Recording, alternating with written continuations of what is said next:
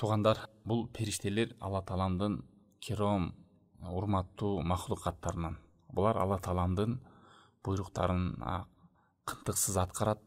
Буларда эрк жок, шахват жок. Аллахтын буйругун аткарып, Аллах Тааланга күнөөкөр болушпайт булар. Аллах Таалан булардын дуасын кабыл кылат. Алла Таалан өз ырайым менен беришендиги менен бизге, адам баласына чоң ушундай мүмкүнчүлүктөрдү берген. Мисалы, Пайгамбар саллаллаху алейхи вассалам келет: "Таман вафака та'минуху та'минал малаика, гуфира лаху ма тaqaddama min dambi." Кимдин амин дегени периштелердин амине туш келсе, анын өткөн күнөөлөрү кечирилет дейт. Мисалы, ошол адам имамдын артынан уйганда амин деген жерде айтсак, ошого туш келсе күнөөсү кечирилет деп. Ошондой эле ушундай мүмкүнчүлүктөр берген. Кээ бир учурда биз амал кылсак, ошол учурда периштелер бизге дуа кылып, истигфар кылып, Кудай Тааламдан элестетиңиз суранат. О Аллахым, бул кулуңдун күнөөсүн кечир деп жакшылыктарды тилеп бизге. Албетте мунун баардыгы Алланын ыраазылыгы менен, Алла Тааланын буйругу менен, Аллах Таалам бизге берген жакшылыгы менен. Мына ошондой суннада келген бир амалдар бар. Ошол учурларда периштелер ошондой адамдарга дуа кылып, истигфар кылып турат экен. Ошонун бири, мисалы, адам баласы бир намаздан күтүп мечитте болуусу, мисалы.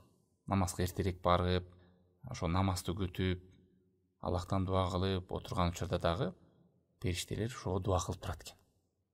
Качан ал дараты бузулуп же мечиттен чыгып кетмейчи, дайыма периштелердин дуасында болуп турат экен, истигфарында. Пайгамбар саллаллаху алейхи вассалам айтат: "Сухайс аль-малаикату тусолли ала хадикум мадама фи мусаллах" деп. Ма лам юхдис. Периштелер сен араңа бирине дуа кылат, ал намазда болгон учурда, качан дараты бузулмаганга чейин дейт. Эмне деп? Аллахумма гфирлаху, Аллахумма архамху, Аллахым күнөөсүн кечир, ырайым төк деп.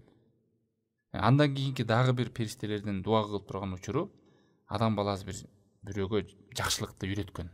Ошо илим ээси, мугалим башкаларга үйрөтсө, ошол кезде периштелер дуа кылат экен, истигфар кылат экен. Жакшылыкты адамдарга үйрөтүү. Же адамдарга үйрөтүп жүргөн адамдар. Мына ошолорго да периштелер дуа. Мен кыска эле айтып кетейин, ар биринде далилдери бар, хадистер келген. Ла юсаллуна аля муаллимин нас лил хайр. Аларга дуа кылат адамдарга үйрөткөн, жакшылыкты үйрөткөн мугалимге дейт.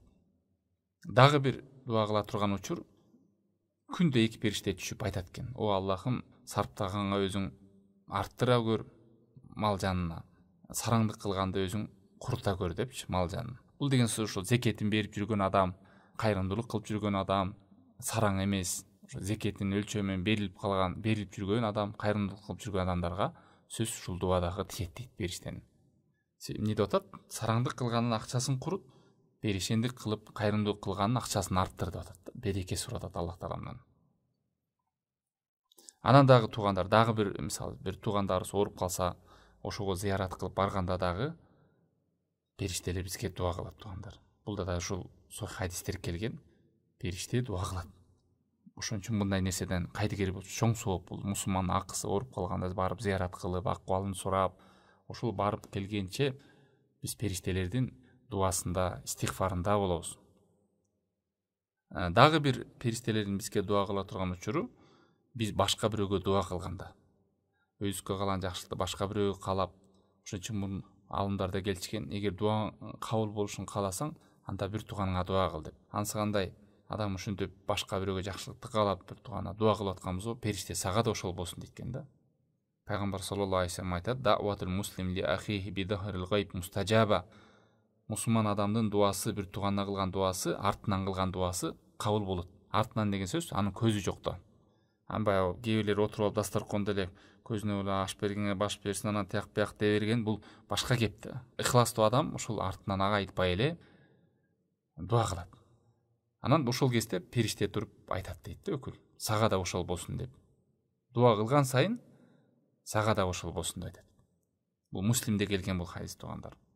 Андан кийин дагы бир периштелердин дуа кылып турган учуру, ошол таңгамалык учур, туугандар. Орозо кармаганда ошол саарлыкка туруп, колдон кез ошого чейин тахажжуд намазын окуп, Аллах Тааламдан дуа кылып, истигфар кылып турганда, адамдар, кайдыгер адамдар уктап, уйкуда жаткан ошол жерде биз адам ким туруп, ойгонуп, истигфар кылып дуа тургандарга дагы периштелер дуа кылат экен. Ol malaika Юсаллуна алал мутасаххирин деп келген. Таңғамалық адамдар. Бұл да сох хадистерін береді туғандар. Таңғамалық учурда береке бар. Береке бар. Аллах Таала мант ичкен бул учурга. Пайгамбар саллаллаху алейхи дуа кылган: Аллахумма барик ли уммати фи букуриха деп. О Аллах мен үмметимдин таңғамалық учуруна береке бер деп. Дагы бир учурлар туғандар. Намаз кылганда ушу биринчи катарга туруп, ошол жерде тургандарга дагы периштелердин дуасы бар. Истигфары бар. Адам кечиккен сайын кечиге берип акыр артта калып калат деп атпайбы? Адам ошол жакшылык иште жарыш керек. Фали атанафасил мутанафисун. Жакшы иште жарыш керек адамдар. Биринчи сапка жакын ошондойлорго да илинет деп атат. Юсал ва малаикатуху юсаллуна аля соффил ауал. Биринчи катардагыларга дуа кылат. Жалпысынан бардык ошо мечиттердеги адамдарга баргандарга дуа кылат, бирок умтулган адамдардын артыкчылыгы өйдө болот. Айырма бар да, азан айтылганда чуркап барган менен азанга чейин эрте барып дуа кылып отурганын айырмасы. Негизгилер бар тугандар, бирок ушундай азыр ошо эске келип түшкөнү ушул ушундай жакшылык иштерден кайдыгер болбой эле тугандар, колубуздан келишинче аткарайлы. Канча деген тугандар, адамдар өтүп кетти. Ошол адамдар дагы Аллахи өкүнүшөт да, бир тирүү болуп келсем, бир сажда кылып калсам, пайгамбар сүннөтүн аткарып калсам деп. Ошон үчүн жаныбыз, денебизде болуп тургандан кийин ар бир келген мүмкүнчүлүктү пайдаланып калалы. Пайгамбар саллаллаху алейхи вассалам бизге жеткизип кетти ушундай амал, кичинекей амал, бирок караңыздар, соо кандай чоң. Албетте бул Алла Тааламдын бизге болгон жакшылыгы, беришендүүлүгү.